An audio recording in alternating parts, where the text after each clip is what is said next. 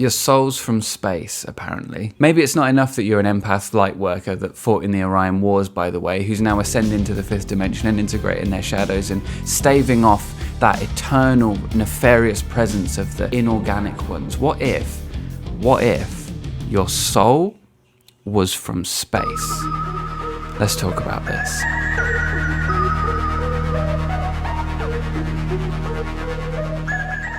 Hey everyone, if you're new here, I'm Andy Fellows and I make videos on cults, skepticism and making sense of life after New Age spirituality. If you're interested in a more grounded and skeptical approach to New Age spirituality, then why not subscribe to the channel and hit the bell. Starseeds, the New Age sci-fi LARP, it has no end. There's this inner resonation within me that I just know. Part of me is from space. So just to clear up any confusion on this, what a starseed apparently is a person whose soul has come from one of the cool planets that we know about. Madame DeVoe gives a mercifully concise explanation. Starseeds are souls from other worlds that incarnate onto planet Earth to bring knowledge and spiritual evolution. I love it. I just love it when New Age's script and they don't just drone on, just making stuff up. It's nice when they've thought about it, you know? So a big thing with starseeds is apparently that they're on this Earth with a specific mission, you know, usually something, you know, a variation on the theme of raising humanity's consciousness or raising the vibrational frequency of the energy on this planet at this time, you know, that kind of a thing. If you're familiar with New Age, then you'll know that's perfectly in keeping with the tone. And the whole starseed LARP thing gives Madame DeVoe an opportunity to go a little bit nuts about triangles, which is something that we'll circle back to later in this video. Make sure you stick around for that, because that says it's fun. It's fun in a kind of like,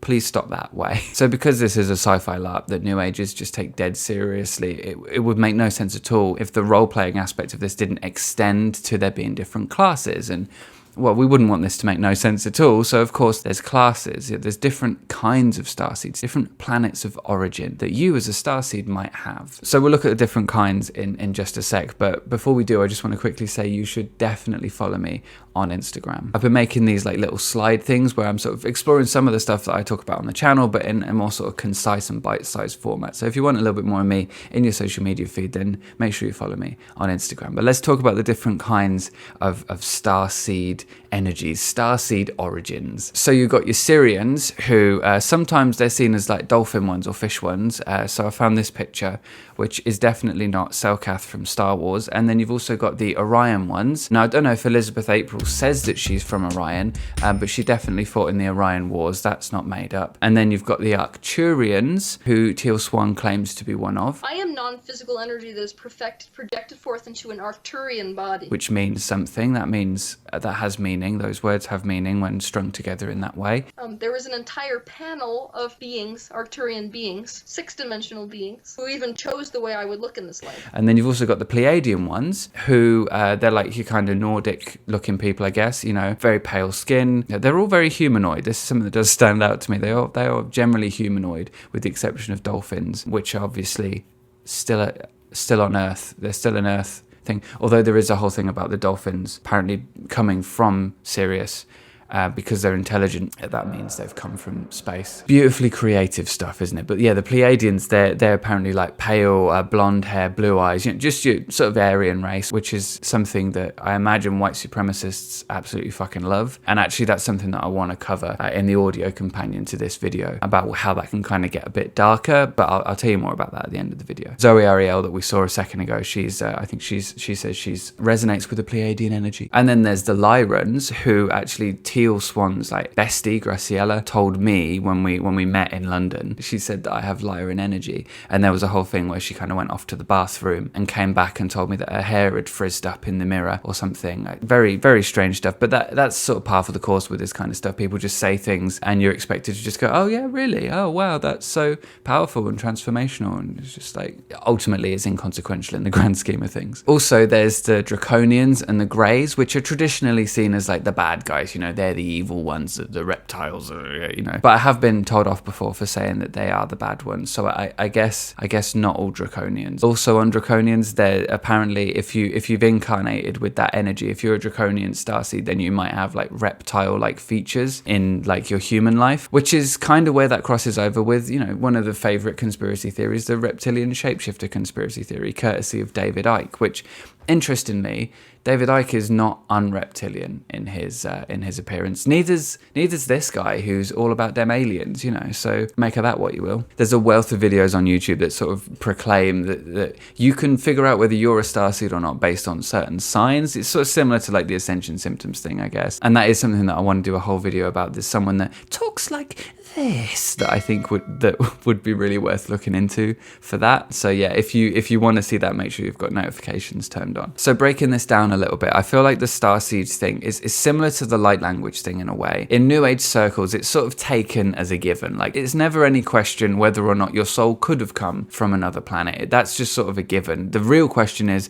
where has your soul come from? That was definitely my experience when I was involved in all this stuff. And people will come up to you and they'll just say stuff like, oh, I'm getting like a Pleiadian energy from you. Wow, you just seem so Pleiadian. I guess it's similar to like the psychics of old, where they would sort of come up to you and go, oh, I'm getting a message from your granny. She says she's happy on the other side. You know, that used to be what would happen. I guess that still happens now in some circles, but now you get, oh, you seem really Lyran. Okay. Just one of the many things that New Agers pluck out of the ether and treat as if it's real. And to be fair, I feel like in New Age circles, this is just one of many excuses to dissociate from your human experience and to do that in a way that makes you feel significant and special. And I do think this is in some small way evidenced by how Zoe Ariel talks when she tells us how much she loves the stars, and more specifically what she doesn't mention when she talks about that. I live by the stars. You guys know I love astrology, I love documentaries about space, I love aliens, I love it all. What stands out to me is that she stops short of astronomy and like actual science, right? And astronomy is one of those things which will give you that greater sense of wonder that so many things in the New Age give you, but it will do it without making you feel quite as significant personally, right?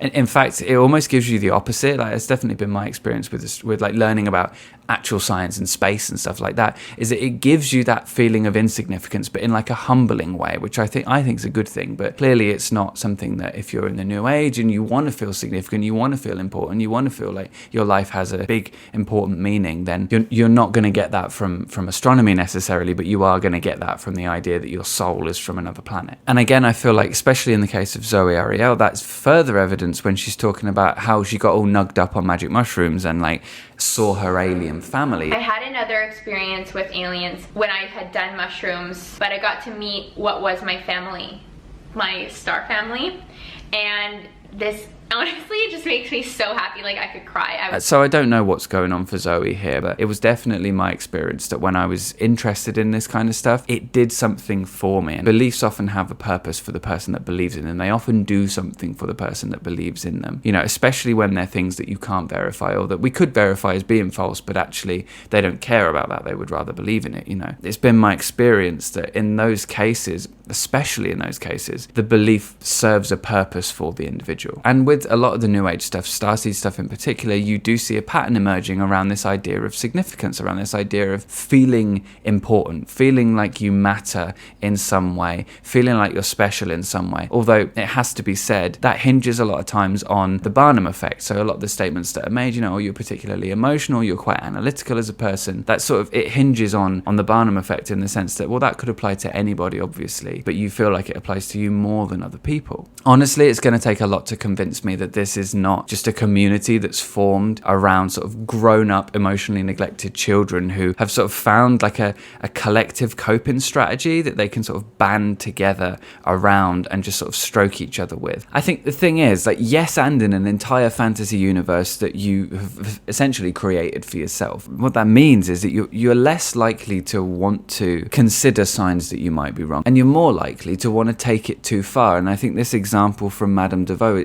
is a prime example of that. And this is one, to be honest, this is one of my favorite things I found while researching this. According to Madame Deveau, one of the reasons that she resonates with being a Syrian starseed is because she's got a birthmark on her arm that looks like a triangle. The universe has shown me through many signs, including this birthmark on my arm. It looks just like the Sirius constellation, the triangle, the 3 dots, whatever you want to call it. Flawless logic. And apparently she sees this triangle everywhere. And I see this triangle everywhere. My question is, do you see this triangle everywhere or do you see triangles everywhere? Put 3 dots in any formation that's not an ellipsis, and you'd be hard-pressed to not make it a triangle. This is not proof you're an alien. This is basic geometry, surely. Sometimes triangles, they're just triangles, honestly. Whenever I put a video like this out, there's always stuff I can't include in the video, be it due to like time constraints or because YouTube just doesn't like you talking about certain things on the platform. So one of the things I've started doing over on my Patreon is I've started creating these little like audio companion things that